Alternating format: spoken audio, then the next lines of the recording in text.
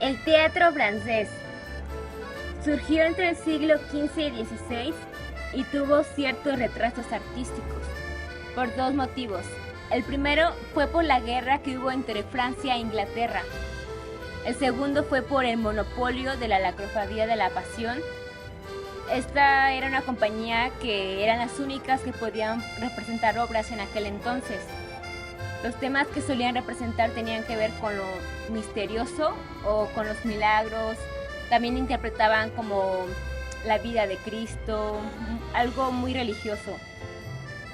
En el año 1634 se comenzó a surgir nuevas compañías y estas eran las que ya podían como representar también aparte de la cofradía. Esas compañías tenían que pagar una cuota si querían representar una obra. Se usaban las canchas de tenis como los teatros para ser representadas sus obras que ellos querían que la gente viera. Jean-Baptiste Poquelin, llamado Molière, nació en París el 15 de enero de 1622 y fue un dramaturgo, humorista y comediógrafo francés.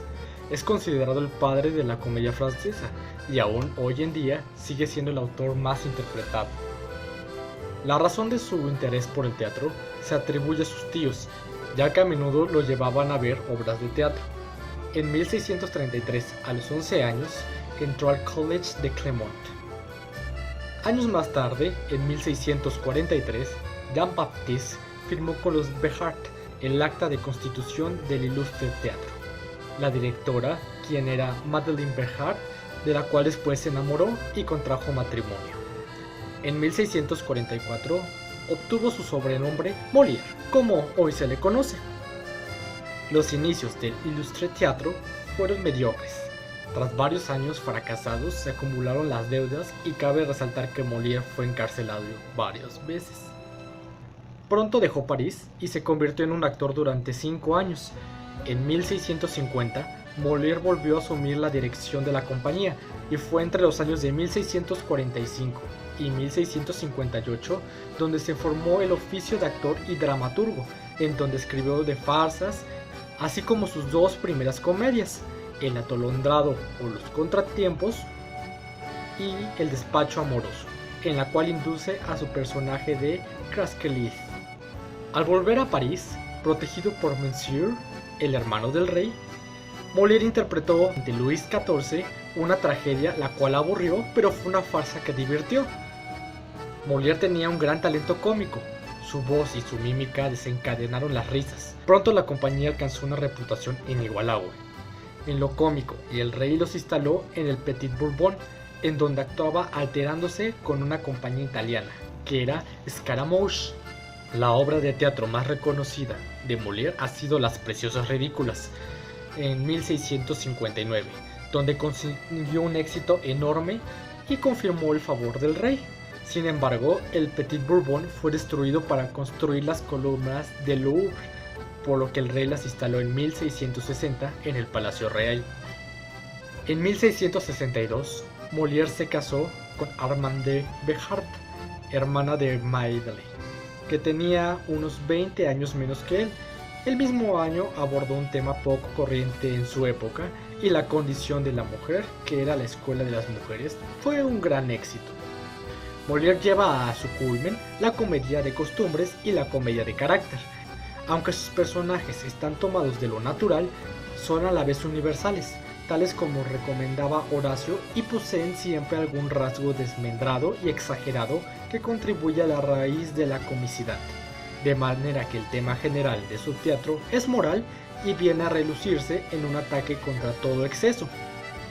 La demasiada franqueza del misántropo, el desmesurado afán de quedar bien en la sociedad con su obra El burgués gentilhombre, el deseo inmoderado de atesorar con su obra El avaro y la abundante piedad e hipocresía en su obra El tartufo, y junto a esto formó una defensa en la moderación y el equilibrio con todas sus obras que se han conocido.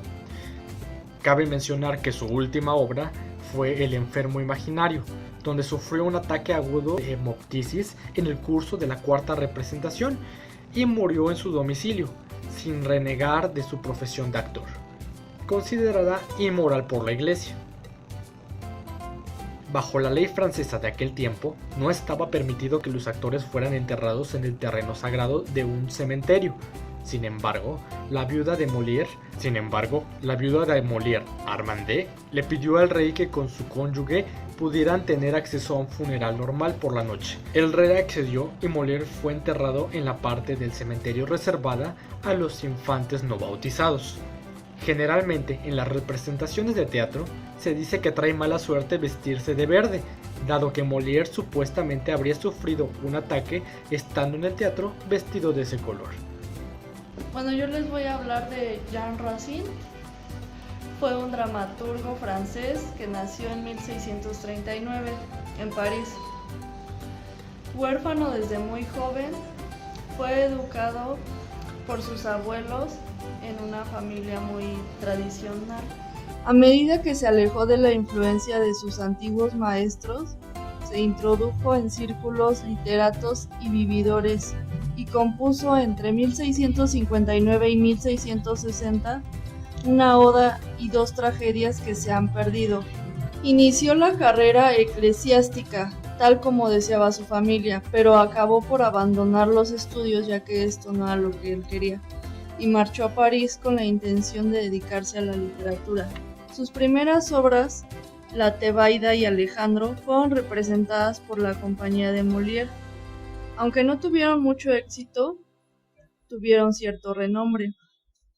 Descontento con el montaje de la segunda, Racine le encargó a la compañía del Hotel de Borgoña, ya que estos eran sus rivales, tuvieron un conflicto, entonces ya no se logró nada. En 1666 marcó el principio de otra larga polémica, esta vez entre el dramaturgo y Port-Royal. En 1666, el Hotel de Borgoña, que sería desde entonces la compañía habitual de Racine, presentó Andrómaca, la primera de sus grandes obras, con la que se convirtió en un serio rival para el famoso y consagrado Corneille. Desde ese momento surgió una controversia sobre sus talentos y méritos. Partidarios el uno del otro intercambiaron numerosos epigramas que movieron a Racine a contestar a sus detractores con Los Litigantes, su única comedia británica. En 1669 fue considerado como un ataque directo a Corneille, pues trataba un tema familiar en la obra de este. A pesar de su escaso éxito inicial, el apoyo del rey y de la corte suavizó las críticas y la obra acabó por triunfar. O sea, a pesar de todo esto, pues Racine logró un éxito. En 1670, tras el fracaso de Tito y Berenice de Corneille, Racine impuso su Berenice sobre el mismo tema, cuyo éxito lo consagró como trágico real. Siempre respaldado por la aristocracia, alcanzó la cumbre de su gloria literaria en 1672 y 1677.